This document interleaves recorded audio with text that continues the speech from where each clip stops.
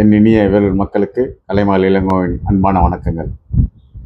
கோடை காலம், வெயில் சுட்டெரிக்கிறது. அனைவரும் அதிகமாக நீர் அருந்துங்கள்.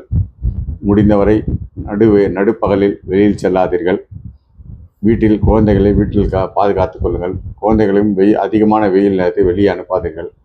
அதே சமயத்தில் குழந்தைகளிடம் அதிகமாக ஃபோன் கொடுத்தும் குழந்தைகளை கெடுக்காதீர்கள். அதற்கு அடிக்ட் ஆகாதீர்கள். இன்றைய செய்தி: தன்னுடைய தந்தை இறந்ததற்காக வெளிநாட்டிலிருந்து ஓடுகிறான் மூத்த மகன்.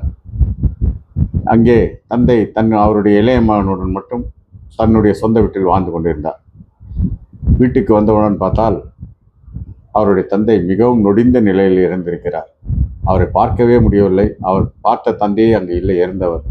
அந்த அளவுக்கு அவருடைய உடம்பெல்லாம் வாடி வதங்கி இருந்தது.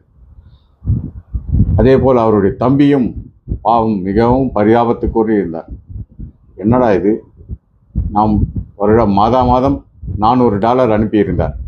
$400 வைத்துக்கொண்டு இவர்கள் சிறப்பாக நன்றாக வாழ்ந்து கொண்டிருப்பார்கள் என்று நினைத்தால் இவ்வளவு மோசமாக இருக்கிறார்களே, ஏன் என்று தம்பியிடம் கேட்கிறார்.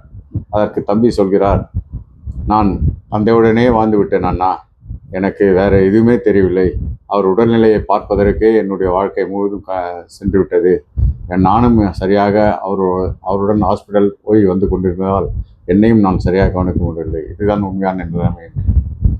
உடனே பணம்தான் பெரிது என்று நினைத்த அண்ணன்காரன் இந்த வீட்டை பாதி எடுத்துக்கொள்ளலாம் என்று நினைத்து வந்தவன், நமக்கு இந்த வீடு கூட தேவையில்லை, தம்பி நன்றாக இருந்தால் போதும் என்று சொல்லி தம்பியிடம் சொல்கிறான். அதற்கு அப்பொழுது தம்பி ஒரு வார்த்தை சொல்கிறார். அண்ணா, அப்பா நேற்றைய முன்தினம் என்னிடம் பேசும்போது, ஏண்டா கண்ணா, நான் இறந்து விட்டால் நீ மட்டும் தனியாக வாழ்வியே, எப்படி வாழ்வாய், தனிமை உன்னை வாட்டுமே என்று கேட்கும்போது எனக்கும் வருத்தமாக தான் இருந்தது. ஆனால் இன்று நீங்களும் என்னை விட்டு போய்விட்டால் நான் மட்டும்தான் வாழ்க்கையாக வாழ வேண்டி வருகிறது.